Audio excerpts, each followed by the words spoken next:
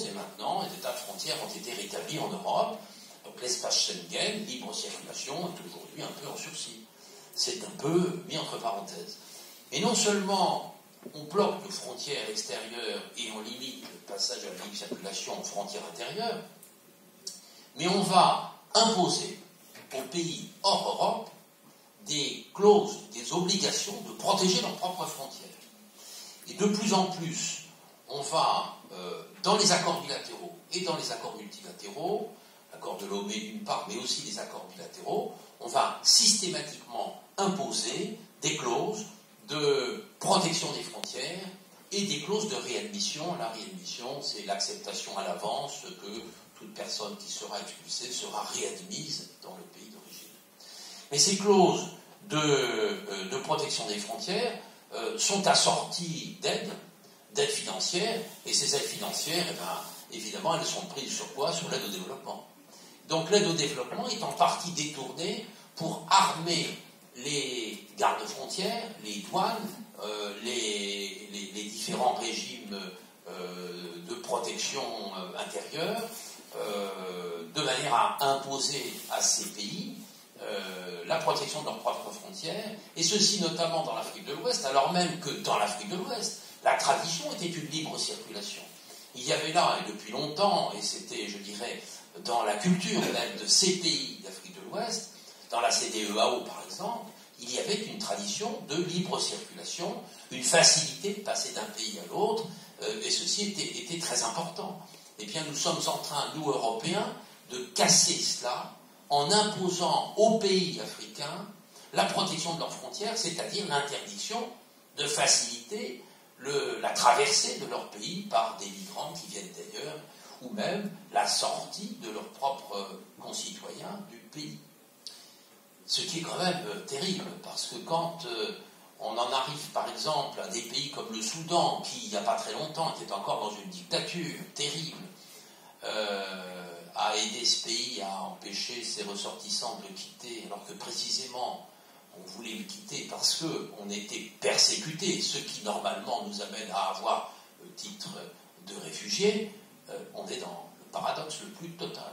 On empêche les personnes pouvant avoir le statut de réfugié de le réclamer, et on demande à leurs persécuteurs de les empêcher de le réclamer. C'est ça que ça veut dire. C'est terrible d'arriver à des situations pareilles où l'on est en train de bafouer nos propres principes de cette manière. Alors on a le sommet de Séville qui va imposer les clauses de gestion des frontières, le traité de Lisbonne de 2009 qui prévoit un système d'asile européen commun et dans lequel est préconisé des partenariats de coopération avec les pays tiers, incluant ces clauses. Et puis on a cet accord terrible avec la Libye en 2014. D'abord entre l'Italie et la Libye. C'est vrai que l'Italie est en face de la Libye, et on comprend que les Italiens, voulant essayer de juguler l'immigration, puisque par derrière, en Europe, on n'apportait aucune solidarité, vont passer des accords assez affamants, avec des gardes-côtes libyens qui étaient aussi des mafieux et aussi des passeurs.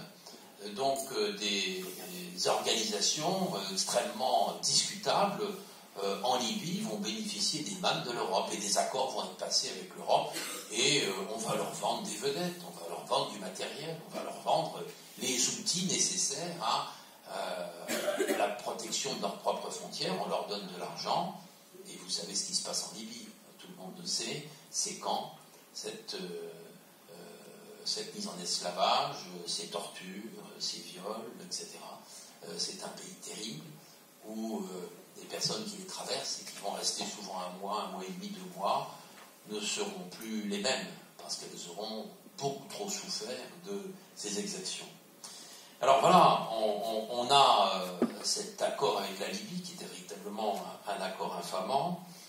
On va avoir également un accord avec la Turquie, un accord assez terrible, c'est l'accord de partenariat qui, puisque tout le monde arrivé par la Grèce, eh bien, on va bloquer dans des hotspots, qui sont des lieux sur lesquels on pourrait dire quelque chose, des lieux épouvantables.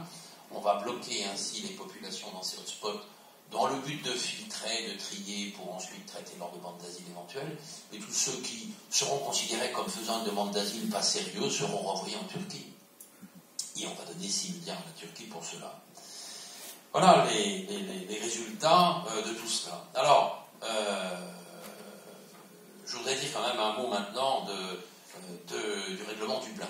Le règlement Dublin est une construction européenne. Le règlement Dublin 2000, c'est un règlement par lequel on met en échec purement et simplement le droit d'asile.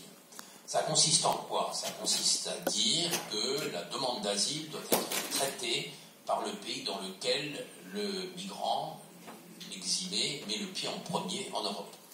Et évidemment, c'est pas compliqué de voir que c'est la Grèce, l'Italie et l'Espagne. Voilà, les 3 pays qui accueillent, avec des variations sur le démembrement et les régimes politiques. Aujourd'hui, il y a un peu moins d'arrivées sur l'Italie en raison du passage de Salvini il n'y a pas très longtemps. Ça remonte en Grèce et c'est relativement moyen, mais ça monte aussi en Espagne. Voilà les 3 pays qui sont les pays dans lesquels on met les pieds en premier, et évidemment, ces pays, normalement, doivent enregistrer le migrant. Dès lors qu'il est enregistré, tout ceci est centralisé au niveau européen, et donc si le migrant part ensuite en France, en Belgique, en Allemagne, etc., eh bien, le système Dublin fait que ces personnes sont des dublinés. Elles sont dublinées, c'est-à-dire qu'on doit les renvoyer dans le pays dans lequel elles ont été enregistrées. Ce qui aboutit à des véritables jeux de ping-pong entre les pays. Par exemple, en France, on a régulièrement à renvoyer des dublinés en Italie, et l'Italie trouve qu'il y en a trop et les renvoie en France. Et vous avez ainsi des passages entre l'Italie et la France qui sont tout simplement des mises en échec du droit d'asile. Car ce sont des personnes qui absolument pourraient obtenir l'asile. J'en ai vu à Ouistreham il n'y a pas très longtemps, il y avait 80 Soudanais qui étaient là. J'ai été les voir, les questionner. Je voulais savoir pourquoi ils étaient là et pourquoi ils voulaient absolument aller en Angleterre. Et ils nous ont dit, mais c'est très simple, il n'y a pas d'autre solution. On est renvoyé entre l'Italie et la France, ça fait 4 fois qu'on fait le parcours. Et pratiquement tous étaient dans cette situation. Par conséquent, on n'a pas d'autre solution, il faut aller en Angleterre, il faut bien trouver une piste pour sortir. Donc le règlement Dublin est un système qui est extrêmement malsain parce qu'il n'est pas appliqué de manière correcte et parce que la solidarité n'est finalement pas au cœur de son fonctionnement. Ce système doit être réformé, mais la volonté politique n'existe pas. Elle n'existe pas, alors on a ces transferts, des transferts d'ailleurs d'un pays à l'autre qui se croisent, sans tenir compte des désirs des personnes. Notre souhait, à nous, mais on est nombreux à le penser, c'est que l'on devrait avoir un système d'asile européen commun, c'est-à-dire un équivalent de l'OFPRA français, c'est un bureau qui examinerait les demandes d'asile, mais qui aurait 2 particularités. La première, la plus importante, essentielle, l'indépendance par rapport au pouvoir politique. Ne pas subir les pressions des politiques. Ça, c'est essentiel. On a la chance en France d'avoir un système OFPRA qui est indépendant du ministère de l'Intérieur. C'est pas le cas en Allemagne. Le BAMF, lui, il est dépendant du ministère de l'Intérieur et il reçoit des instructions. Ce qui explique que 20% des demandes d'asile afghanes sont accueillies en Allemagne, là où en France, c'est 60 à 70%. La différence entre les deux, c'est qu'en Allemagne, il y a des consignes qui ont été données, alors qu'en France, normalement, le système est indépendant et par conséquent, il y a plus d'acceptation en France. Voilà, on devrait avoir un système commun. Et puis, deuxième principe essentiel, tenir compte du désir des personnes. Quoi de plus élémentaire, quoi de plus évident, qu'on ait envie de s'installer en Italie, qu'on ait envie de s'installer en Belgique, qu'on ait envie de s'installer en France, ça se prend en considération.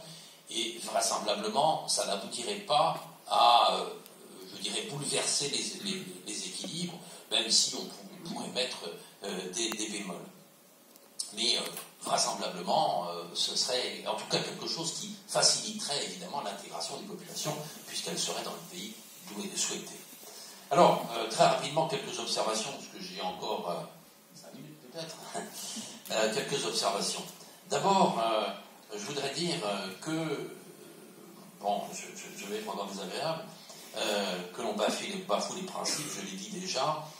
On bafoue d'abord un premier principe qui est l'article 13 de la Déclaration universelle des droits de l'homme, le droit de quitter son pays et de revenir dans son pays. C'est l'article 13 de la Déclaration universelle, et cet article totalement publié. C'est vrai qu'il n'est pas contraignant juridiquement, je le reconnais. Néanmoins, c'est quand même une forte incitation. Et en 1948, on avait quand même de bonnes inspirations. Deuxième principe qui est bafoué, c'est le principe de non-refoulement, principe posé dans la Convention de Genève, mais qui est allègrement violé, d'abord par l'accord que l'on a passé avec la Turquie. On est dans une logique de refoulement. Avec les accords passés avec la Libye, c'est pareil. Troisièmement, le droit d'asile lui-même est bafoué à la fois par le système Dublin, je l'ai déjà dit, et également par les hotspots, qui sont vraiment des verrues dans notre organisation européenne. On bafoue également le principe d'avoir des traitements humains et pas dégradants. L'inverse, c'est l'interdiction de traitements inhumains et dégradants, qui est un principe européen.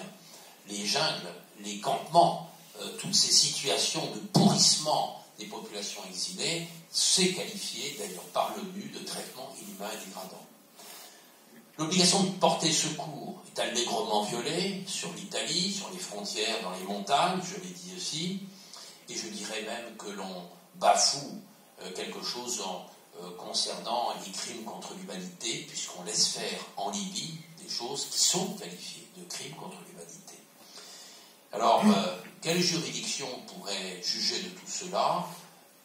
Aucune aujourd'hui, juridiction internationale, n'a osé aller jusque-là, même si des recours ont été déposés contre les institutions européennes, contre les pays. Les tribunaux sont prudents, ils ne vont pas jusque-là. Il n'y a qu'un seul tribunal qui viendra les juger, c'est le tribunal de l'histoire. Alors, qu'est-ce que l'on peut préconiser? Il faudrait d'abord avoir une politique migratoire qui n'inverse pas les valeurs. Nous avons des valeurs fondatrices en Europe, en particulier des valeurs tournées autour de la solidarité. Il faudrait qu'on ne bafoue pas ces valeurs, en particulier au nom de cette affirmation qu'il faut lutter contre les appels d'air. Deuxièmement, il faut faire attention à ne pas bafouer la démocratie. Le non-respect du droit, c'est dévastateur pour la démocratie. Or, on constate aujourd'hui bien souvent le non-respect du droit. Pour donner un exemple, l'accord qui est passé avec la Turquie n'est pas un accord, c'est une simple déclaration. Pourquoi ce n'est pas un accord? Parce que ça échappe ainsi à la juridiction européenne, qui, elle, pourrait annuler cet accord comme contraire aux principes fondateurs de l'Europe. Alors, pour échapper au contrôle juridictionnel des juridictions européennes, on le met dans un infradroit, c'est-à-dire dans une logique de simple déclaration. Voilà le genre de manière de contourner des dispositions qui sont des dispositions juridiques de droit. Il faudrait également que les politiques migratoires ne soient plus placées sous le contrôle des ministres de l'Intérieur. C'est quasiment le cas dans tous les pays européens. Avant, ce n'était pas le cas. Avant, les ministres de la culture, de la santé, de l'enseignement étaient tous concernés. Aujourd'hui, ils n'ont plus leur mot à dire, c'est terminé. Ça n'est que de la politique intérieure. C'est essentiellement sous l'angle sécuritaire que les choses sont placées. On faudrait évidemment réhabiliter le principe de solidarité européenne.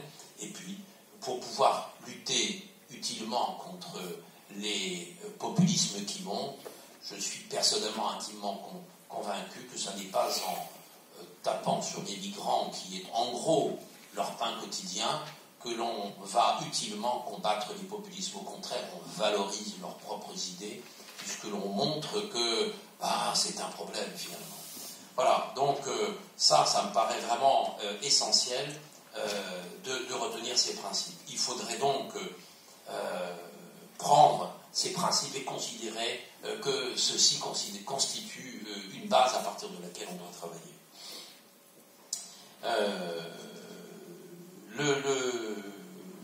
Le système Dublin est certainement une des urgences.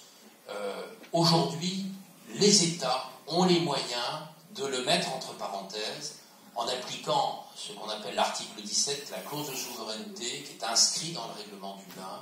Cette clause de souveraineté, elle dit simplement ceci: un État peut examiner une demande d'asile alors même que la demande est formée par quelqu'un qui est dubliné. C'est-à-dire que l'on pourrait renvoyer dans un autre pays en raison de son entrée dans le pays. Eh bien, aujourd'hui, tous les États européens peuvent appliquer l'article 17 du règlement Dublin et appliquer donc la clause de souveraineté.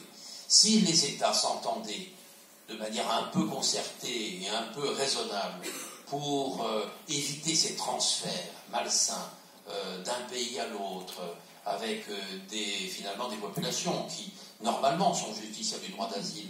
Si on pouvait s'entendre pour examiner vraiment leurs demandes et non pas passer notre temps à évacuer le problème, à écarter la demande, eh bien, on réintégrerait un peu d'humanité dans la démarche et je pense que ce serait vraiment une bonne chose. Voilà pour moi l'urgence en ce qui concerne l'Europe.